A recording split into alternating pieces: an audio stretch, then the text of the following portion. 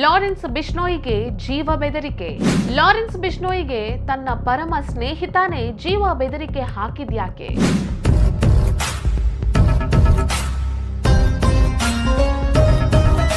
ಪರಮಾಪ್ತ ಸ್ನೇಹಿತರಾಗಿದ್ದ Lawrence Bishnoi, ಪಾರಿ ಮತ್ತು Goldie Brar ದೂರ ಆಗಿದ್ಯಾಕೆ?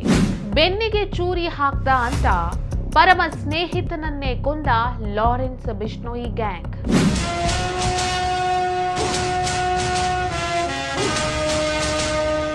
ನಮಸ್ಕಾರ. ಲಾರೆನ್ಸ್ ಬಿಷ್ಣೋಯಿಗೆ ಜೀವ ಬೆದರಿಕೆ ಬಂದಿದೆ. ಈ ಜೀವ ಬೆದರಿಕೆಯನ್ನು ಹಾಕಿರೋದು ಬೇರೆ ಯಾರೂ ಅಲ್ಲ, ಲಾರೆನ್ಸ್ ಬಿಷ್ಣೋಯಿಯ ಒಂದು ಕಾಲದ ಜೀವದ ಗೆಳೆಯ ಆಗಿದ್ದ ಗೋಲ್ಡಿ ಬ್ರಾರ್. ಹಾಗಾದ್ರೆ ಗೋಲ್ಡಿ ಬ್ರಾರ್ ಮತ್ತು ಲಾರೆನ್ಸ್ ಬಿಷ್ಣೋಯಿ ದೂರ ಆಗಿದ್ಯಾಕೆ? ಇವರ ಈ ಒಂದು ಸ್ನೇಹದಲ್ಲಿ ಬಿರುಕು ಮೂಡಿದ್ಯಾಕೆ? ಈಗ ಸ್ವತಃ ಗೋಲ್ಡಿ ಬ್ರಾರ್ ಲಾರೆನ್ಸ್ ಬಿಷ್ಣೋಯಿಗೆ ನಿನ್ನ ಟೈಮ್ ಹತ್ರ ಬಂದಿದೆ ಅಂತ ಥ್ರೆಟ್ ಹಾಕಿದ್ಯಾಕೆ? ಇದೆಲ್ಲವನ್ನ ಹೇಳ್ತೀನಿ, ಕೇಳಿ.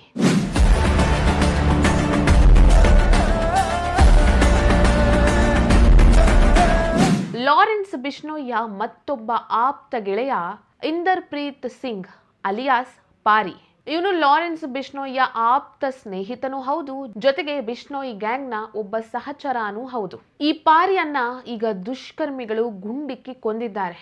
ಈ ಘಟನೆ ಬಗ್ಗೆ ಚಂಡೀಗಢದ ಐಜಿ ಪುಷ್ಪೇಂದ್ರ ಕುಮಾರ್ ಅವರು ಮಾತಾಡಿದ್ದಾರೆ. ಪಾರಿಯನ್ನ 9-10 ಗುಂಡು ಹಾರಿಸಿ ಕೊಂದಿದ್ದಾರೆ.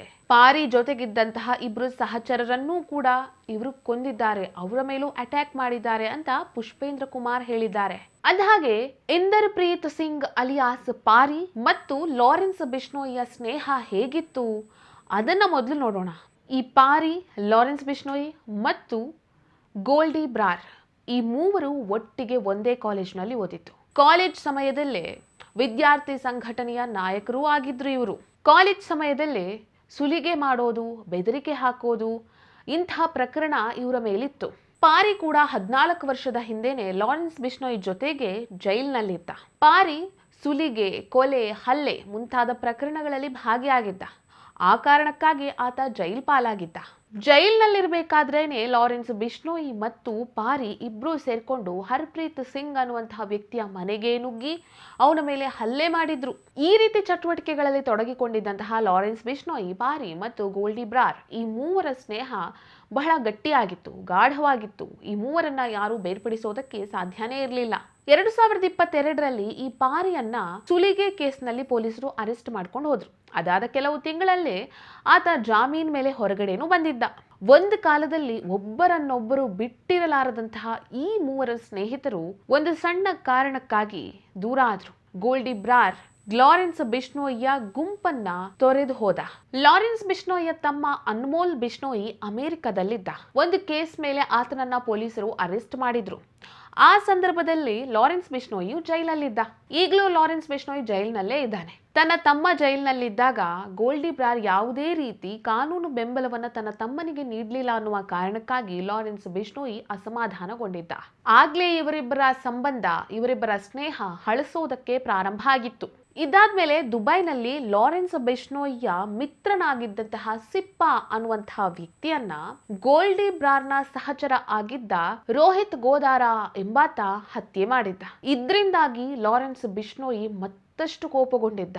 ಹಾಗಾಗಿ ಸ್ನೇಹಿತರಾಗಿದ್ದಂತಹ ಲಾರೆನ್ಸ್ ಬಿಷ್ಣೋಯಿ ಮತ್ತು ಗೋಲ್ಡಿ ಬ್ರಾರ್ ದೂರ ಆದ್ರು. ಇವರಿಬ್ಬರು ಒಂದಾಗಿ ಕೆಲಸ ಮಾಡ್ತಾ ಇದ್ದಂತಹ ಸಂದರ್ಭದಲ್ಲಿ ಇವರ ಜೊತೆ ಅನೇಕ ಸಹಚರರಿದ್ರು. ಎಲ್ಲರೂ ಒಟ್ಟಾಗಿ ಕೆಲಸ ಮಾಡ್ತಾ ಇದ್ರು. ಆದ್ರೆ ಇಬ್ಬರು ಸ್ನೇಹಿತರು ದೂರ ಆದಾಗ ಗೋಲ್ಡಿ ಬ್ರಾರ್ ಜೊತೆ ಒಂದಿಷ್ಟು ಜನ ಹೋದ್ರು. ಲಾರೆನ್ಸ್ ಬಿಷ್ಣೋಯಿಯ ತಂಡವನ್ನ ಒಂದಿಷ್ಟು ಜನ ಸೇರ್ಕೊಂಡ್ರು. ಹಾಗೆ ಸೇರ್ಕೊಂಡವರ ಪೈಕಿ ಈ ಪಾರಿ ಕೂಡ ಒಬ್ಬ. ಹೇಗಿದ್ರು ಲಾರೆನ್ಸ್ ಬಿಷ್ಣೋಯಿ, ಪಾರಿ ಮತ್ತು ಗೋಲ್ಡಿ ಬ್ರಾರ್ ಮೂವರು ಬಹಳ ಆಪ್ತ ಸ್ನೇಹಿತರಾಗಿದ್ರು. ಅಂದಹಾಗೆ ಈ ಪಾರಿ ಯಾರ ಗ್ಯಾಂಗ್ ಅನ್ನ ಸೇರ್ಕೊಳ್ಬೇಕು ಅನ್ನುವಂತಹ ಕನ್ಫ್ಯೂಷನ್ ನಲ್ಲಿ ಇದ್ದ. ಆಗೇನ್ ಮಾಡ್ದ? ಲಾರೆನ್ಸ್ ಬಿಷ್ಣೋಯಿಯ ಗ್ಯಾಂಗ್ ಅನ್ನ ಸೇರ್ಕೊಂಡ. ಆದ್ರೆ ಈಗ ಲಾರೆನ್ಸ್ ಬಿಷ್ಣೋಯಿಯ ಪರಮ ಸ್ನೇಹಿತನಾಗಿದ್ದಂತಹ ಪಾರಿ, ಲಾರೆನ್ಸ್ ಬಿಷ್ಣೋಯಿಯ ಗ್ಯಾಂಗ್ನಲ್ಲೇ ಇದ್ದಂತಹ ಪಾರಿ ಈಗ ಗುಂಡಿನ ದಾಳಿಗೆ ಗುರಿಯಾಗಿ ಸಾವನ್ನಪ್ಪಿದ್ದಾನೆ. ಪಾರಿ ಕೊಲೆಯಾದ ಬೆನ್ನಲ್ಲೇ ಲಾರೆನ್ಸ್ ಬಿಷ್ಣೋಯಿಯ ಗ್ಯಾಂಗ್ನಲ್ಲಿದ್ದಂತಹ ಅರ್ಜು ಬಿಷ್ಣೋಯಿ ಮತ್ತು ಹರಿ ಬಾಕ್ಸರ್ ಫೇಸ್ಬುಕ್ನಲ್ಲಿ ಒಂದು ಪೋಸ್ಟ್ ಅನ್ನ ಹಂಚಿಕೊಂಡಿದ್ದಾರೆ.